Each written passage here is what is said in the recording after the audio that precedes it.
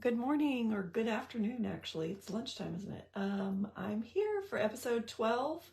I had a couple requests for the book of Job, specific chapters in the book of Job. Job is so intimidating. I'm not afraid to tackle it today with you today, but if you're expecting to understand all the answers that Job brings up in the book of Job, girl, this is something that everyone is struggling with. It's a modern concept of why is there suffering? How can God allow suffering? I love this book and hate it at the same time. So here's what we're going to do. I have two people that requested certain chapters in the book of Job, but Job is such a huge conversation. The whole book is a conversation that I want to kind of outline how that conversation is laid out before we go into the details of those chapters. So if you have a journaling Bible or a notebook you can take notes in, flip over now to Job chapter 1, and I'm going to answer a couple questions to kind of give us some context in how in the world do we understand the book of Job and what's going on, and then what do you do to take notes on it if you want to dig into this book, which I highly suggest. I know I have complaints about this book being complicated, but I love it so much too. It is a very meaningful book to me personally, and we're going to use some highlighters to outline the speakers, and then we'll get into the nitty-gritty. So grab your highlighters. I just wanted to answer some quick questions of where we are in the context of Job in like an English teacher. So if you hated English class, I'm sorry, but I am a former teacher. So we're going to go there with the who, what, where, and when. So who is easy. We're talking about Job. That's the name of the book. What are we talking about? We're talking about suffering. Where are we? We're in the land of Uz, not Oz, it's Uz. And when is this happening? It's not really, that's kind of controversial when this happens. Some people think it was even like a kind of a tall tale back in the day. I believe that it was a real story of real people that happened. And the best information I've seen is that it was around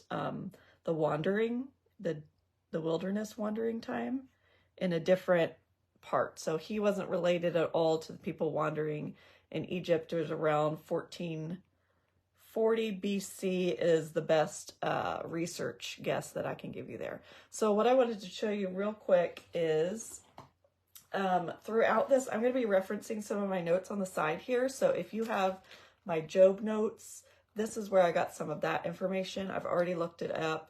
They don't know who wrote the book. It's speculated that since it was around that time, it might be Moses. I put question marks if I'm not sure about something. So that's why there's question marks. It's not a guess, but there's conflicting information.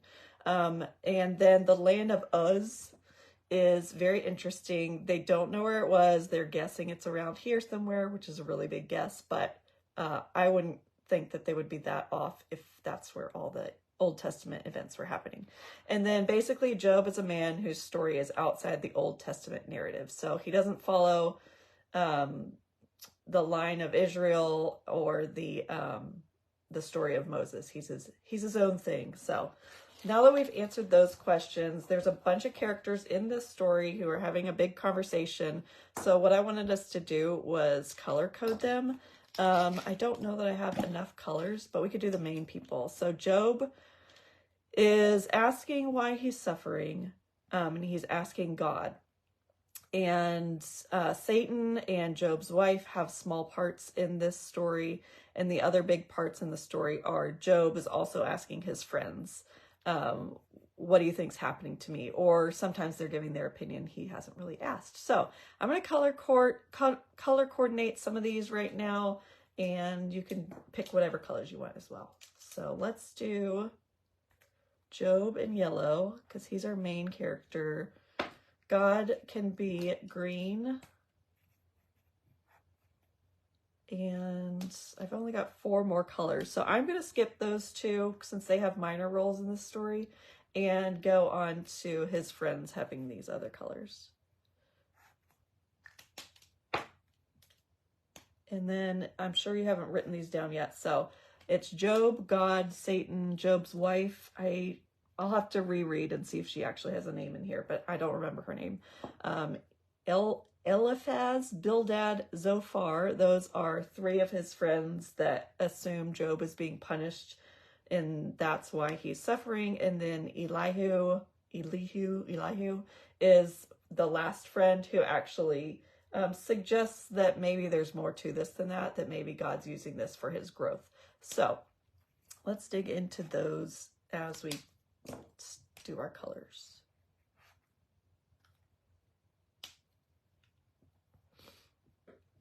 Okay, so this book is 30-something chapters. 42 chapters. And what I'm going to do real quick, and I want you to take this time too, is like we did on Song of Solomon, how we color-coded the speaker so we could follow the conversation. And if you have a Bible that has headers, it'll be really helpful for you. So just go through, you'll just have to probably glance back at what your color key is, and then yeah, highlight their conversations. So let's see, for Job, I have a stack of research books right next to me I've got to move. Okay, so Job is yellow. I'm going to start with that. Chapter 3, Job speaks. Let's go back to the details of 1 and 2 in a minute. So Job speaks, chapter 3. Eliphaz is, I did it orange. He is starting chapter 4. Back to Job in chapter 6. Job in chapter 9. And Bildad in chapter 8.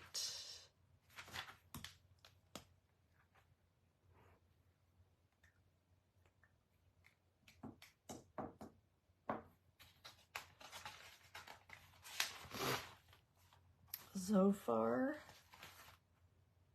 is purple.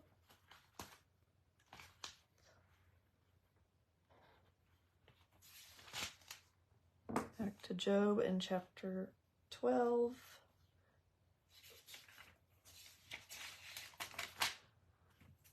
Eliphaz in chapter 15. Job chapter 16 and 19. Bildad back in chapter 18. Zophar in chapter 20. You getting dizzy yet? Sorry. Job in chapter 21. Eliphaz chapter 22. Job in chapter 23. 26, 27, and Bildad in 25.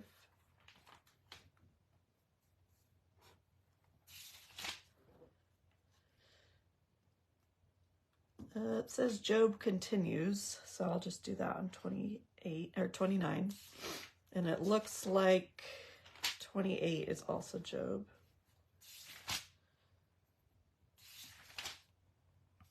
And then Elihu, who we haven't heard from, who is the friend who actually has some good advice. He's 32.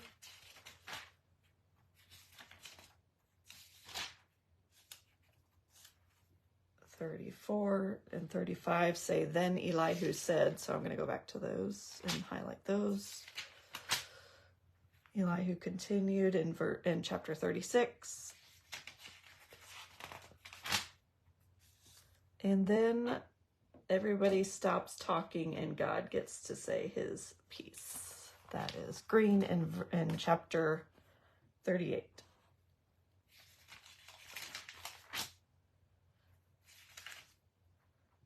Chapter 40 says, the Lord said to Job.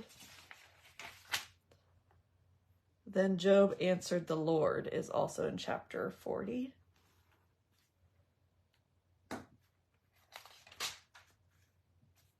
And then Job replied to the Lord in chapter 42.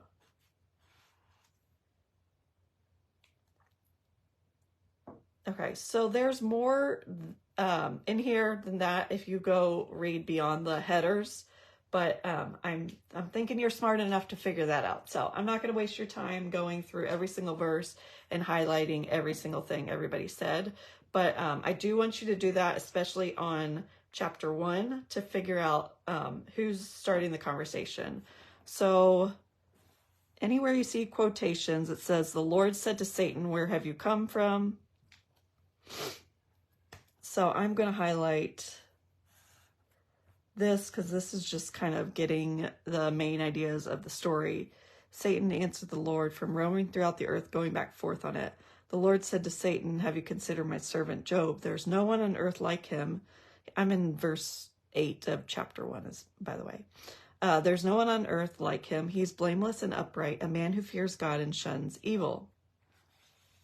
So if you have more highlighters, you can highlight Satan in a color, but I'm just highlighting God's part in this right here. Does Job fear nothing? Satan replied, have you not put a hedge around him and his household and everything he has? You have blessed the work of his hands so that his flocks and herds are spread throughout the land. But now stretch out your hand and strike everything he has. He will surely curse you to your face. So in verse 12, the Lord says to Satan, very well then, everything he has is in your power, but on the man himself do not lay a finger. And then we have messengers to Job, his servants and things speaking, but that's the end of that conversation right here. And what I want to note is God allows Satan to test him to prove himself, which is a very interesting concept. But I'm just noting what I'm noticing. So I've highlighted the words that God said in the color that I assigned God, which was green. And then I'm just kind of browsing through, and this is, if you're not familiar with the story Job, basically God allows Satan to do anything he wants to Job except kill Job. So in his first test, his family and possessions his family is killed and his possessions are taken. He loses 7 sons, 3 daughters, a large number of servants, 7,000 sheep, 3,000 camels, 500 oxen, and 500 donkeys. And the reason I have this memorized is because I'm looking at my sheet where I did all of my research from my Job cheat sheets. And so you'll see the first test. After the first test, this is the list of things he lost. And then he's tested again. He isn't killed, but his health is taken from him. And these are the things that happens to him then are painful sores from head to toe, festering skin with worms. So, really nasty, unpleasant things. Unending pain, fever, insomnia, hopelessness, fear, and alienation. And I took all these from notes from reading the book of Job. What I want you to know is that the Bible is where I take the bulk of my information. I want you to actually read through, make little notes, underline things, highlights, write your questions, write anything you observe.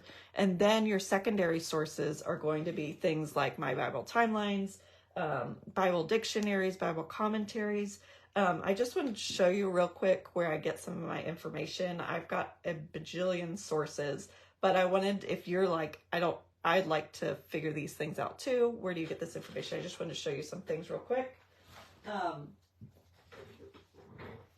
This I had from an old family collection, which you could definitely buy updated ones that are not black and white. But this is just an old Zondervan Bible dictionary. I also use a lot of online resources, but books go through a little bit more. It takes a little bit more to get a book published than it does to write an article on the internet. So when I'm fact checking, I use my books over my internet sources. And obviously the newer the content, the more accurate it will be. So this is a Bible dictionary, is a good thing to get. A Bible commentary is great as well. And I use the Baker Illustrated Bible Commentary. There's lots of different ones. Here's another one, is just like a book that has overviews. This one's by Rose Publishing. This is just really colorful and simple, and it has like 2 to 4 pages overview on every book of the Bible. It's a lot of reading, but it does have a lot of visuals as well. So, I'm all over that. And then this one I just got from Zondervan. It is awesome. It's a handbook to the Bible, and it has a lot of the historical stuff and commentary at the same time. And then this one is grouped by genre, the prophets, poetry and wisdom. And so we've got right here is the section on, that's Psalms. So we're still going back to Job.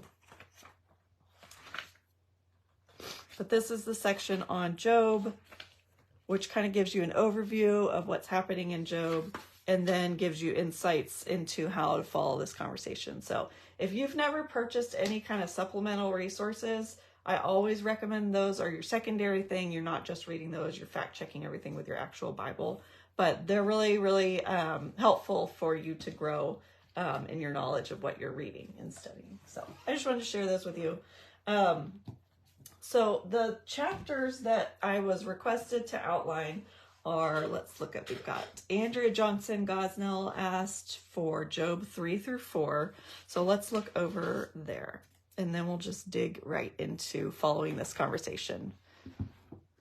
Okay, it says, after this, Job opened his mouth and cursed the day of his birth. Okay, well, what has just happened? We probably do need to know that context. Right here in chapter 2, his wife in verse 9. So he has just lost his family and possessions, and his wife says to him, curse God and die. And so everyone in his life who's close to him is not supporting his faith, basically. So we've got his wife is angry, and his friends right here in verse 11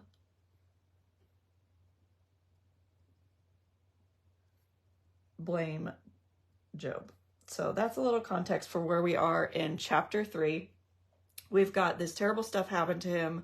God allowed it. His wife reacts in anger. His friends react in, then you must have done something wrong, or you're a sinful person. This is a punishment. So now Job is about to react to this terrible news of all the stuff that's happened to him. He says, after this, Job opened his mouth, this is verse 1 of chapter 3, and cursed the day of his birth. May the day of my birth perish, and the night that said a boy is conceived. And I'm just going to highlight this section in yellow to show, as I'm reading, that I know it's Job. That day may it turn to darkness. May God above not care about it. May no light shine on it. May gloom and utter darkness claim it once more. May a cloud settle over it. May blackness overwhelm it. That night may thick darkness seize it. May it not be included among the days of the year, nor be entered in any of the months. May that night be barren. May no shout of joy be heard in it. May those who curse days curse that day, and those who are ready to rouse Leviathan. Okay, if you don't know a word, this is a good time to look it up too. This one is something that people think Leviathan is like an old, the dictionary basically says it's like a sea dragon, which is very interesting. You should look into that. Side note. May its morning stars become dark, verse 9. May it wait for daylight in vain and not see the first rays of dawn. For it did not shut the doors of the womb on me to hide trouble from my eyes. Verse 11, why did I not perish at birth and die as I came from the womb? Why were there knees to receive me and breasts that I might be nursed? For now I would be lying down in peace. I would be asleep and at rest, with kings and rulers of the earth who built for themselves places now lying in ruins, with princes who had gold, who filled their houses with silver. Or why was I not hidden away in the ground like a stillborn child, like an infant who never saw the light of day? Okay, so there's more and more and more of this. I'm not going to read all of it, but basically I'm going to write a summary of what his response is. Job's response to his suffering. is defeat, depression, self-pity, which, can you blame this guy? But I'm just writing it like I see it.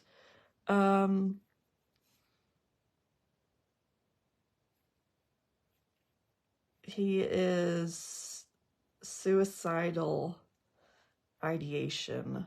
He's not trying to kill himself, but he wishes he was dead, is what that means, basically. It's just, unfortunately, this book is so relatable for so many people, just that anxiety and depression. That's why I think it's so important to study this book.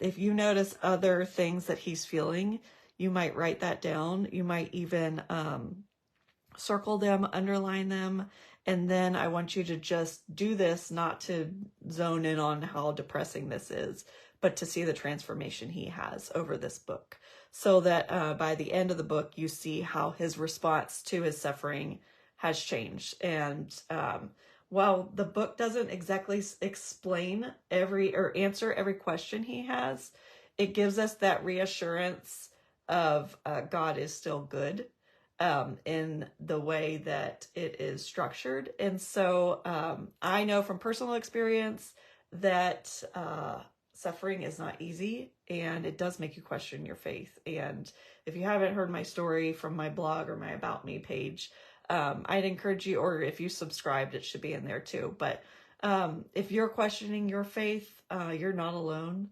But I promise you that even in the bad, God is still good. That's something I had to wrestle with, was if bad things are happening to me, how could God let them, which means either he's not good or he doesn't exist. Those are things I've wrestled with. And I 100% have come to terms with God, no matter what, is always good. And obviously that's easier said than lived. But I've lived through some big stuff that has helped me have just a deeper understanding of who God is and how big his love is for us. So I would encourage you to read this. It's a hard read, but go through the emotions with these people.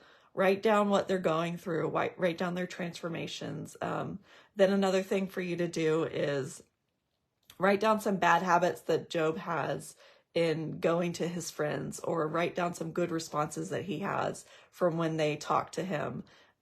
Where does he stand up for himself? Where does he stand up for God? Where does he admit defeat? Where does he triumph? Where does he fail? Job is a good man, and that's why this story is hard, because we're not understanding why do bad things happen to good people.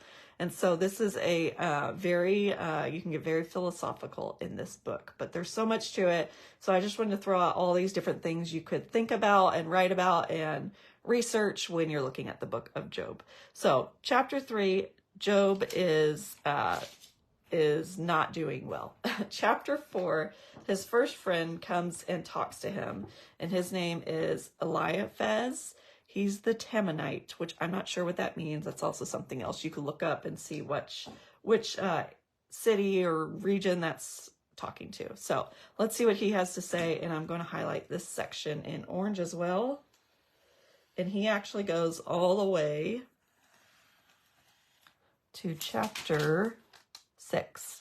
So he talks through 4 and 5, so I'm highlighting both of those. So let's see a little bit of what he has to say. If someone ventures a word with you, will you be impatient? But who can keep from speaking? Think how you have instructed many, how you've strengthened feeble hands. Your words have supported those who stumbled. You've strengthened faltering knees. But now trouble comes to you, and you're discouraged. It strikes you, and you're dismayed. Should not your piety be your confidence, and your blameless ways your hope? Consider now, who, being innocent, has ever perished? Where were the upright ever destroyed? I'm in verse 8 of chapter 4. As I have observed, those who plow evil and those who sow trouble reap it. At the breath of God they perish. At the blast of his anger they are no more. The lions may roar and growl, yet the teeth of the great lions are broken. The lion perishes for lack of prey, and the cubs of the lioness are scattered. A word was secretly brought to me. My ears caught a whisper of it. Amid disquieting dreams in the night, when deep sleep falls on people, fear and trembling seize me and make all my bones shake. Verse 15. A spirit glided past my face, and the hair on my body stood on end. It stopped, but I could not tell what it was. A form stood before my eyes, and I heard a hushed voice. Can a mortal be more righteous than God? Can even a strong man be more pure than his maker? If God places no trust in his servants, if he charges his angels with error, how much more those who live in houses of clay, whose foundations are in the dust, who are crushed more readily than a moth?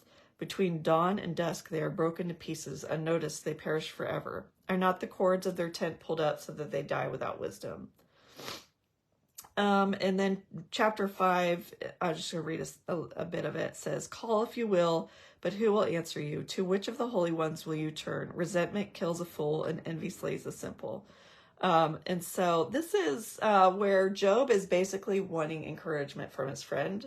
And his friend is just feeding into all his insecurities. It's like he started out with that compliment sandwich where he's like, you know, you've been a really good person. And then it turns into like, but have you really? And do any of us stand a chance? It's just kind of a Debbie Downer. He's trying to make it look positive and he's turning it into something negative. And so we all have had conversations with friends like that, where it's like, that probably wasn't the person I should have talked to about this issue. So for outlining, for trying to find some wisdom in here and not just be overwhelmed by the things he's saying, you might do some of the compliments. I noticed he gave compliments at the beginning, and then you might write some of his questions.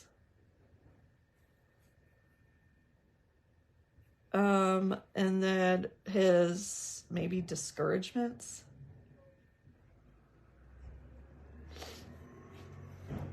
So I'm going to do a C for compliments, Q for questions, and D for things that are discouraging.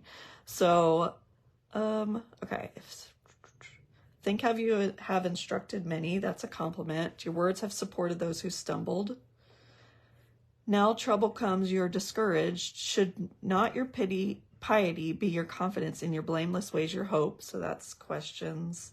Consider now who being innocent has ever perished. That's another question. Were the upright ever destroyed? Down here, he's talking about in verse 17, can a mortal be more righteous than God? Can a strong man be more pure than his maker? He's asking a lot of questions down here. Down here in chapter 5, verse 2, resentment kills a fool, envy slays a simple. I myself have seen a fool taking root. Suddenly his house was cursed. So here's a bunch of discouragements. So that might be one way that I would tackle this, are writing some of these, grouping these into categories, and then writing some notes right here. Like, for example, Job gives advice is a compliment. He strengthens others. He encourages. Some of the questions are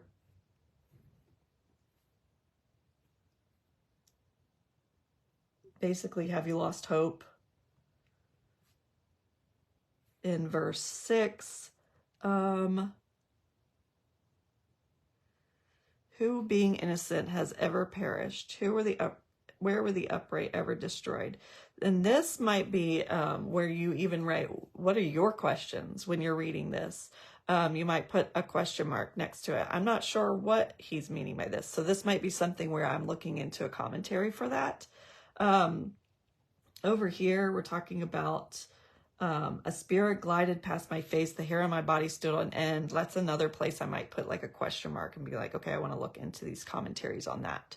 So I'm going to leave that up to you to look up these answers in your commentaries. But this is just a way that you might outline somebody's conversation to try to figure out what is the point of what he's saying. So I would, after I turn this video off, keep adding to this list that Eliphaz has been asking.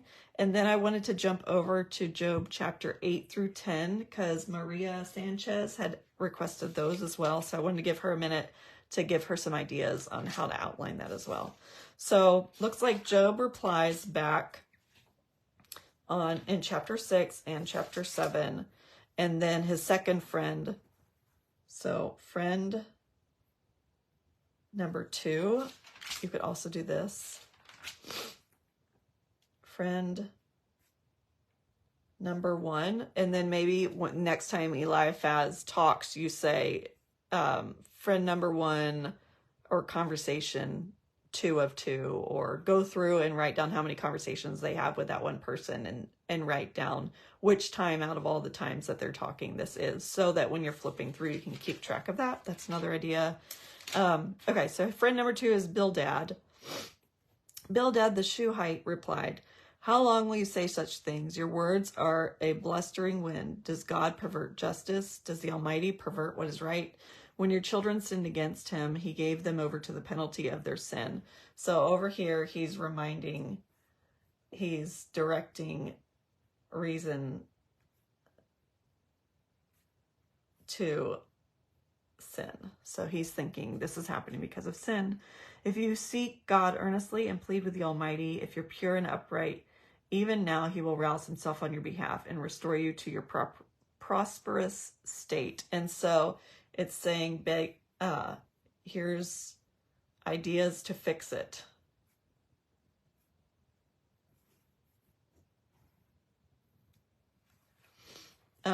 Like plead, seek, be pure, be upright. Your beginnings will seem humble, so prosperous your future will be. Okay, so he's trying to take this into his own hands as well. Verse 8, ask the former generation, find out what their ancestors learned, for we were born only yesterday and know nothing. Our days on earth are but a shadow. Will they not instruct you and tell you? Will they not bring forth words from their understanding? Can papyrus grow tall where there is no marsh? Can reeds thrive without water? While still growing and uncut, they wither more quickly than grass. Such is the destiny of all who forget God. So perishes the hope of the godless. And so he's talking about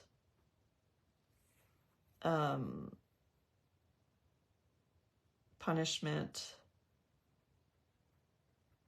for forgetting God.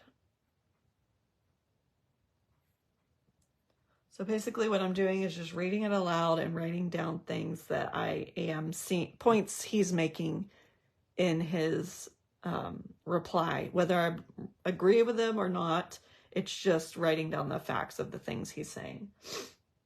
Okay, so Job's friends basically question his faith and integrity. His wife says, curse God and die. And Job, while he is discouraged and distraught, he is going to still reflect on the goodness of God by the time it gets to the end of the book. And you will see that Job is rewarded for his faithfulness. So let's see. Anything else I wanted to go over?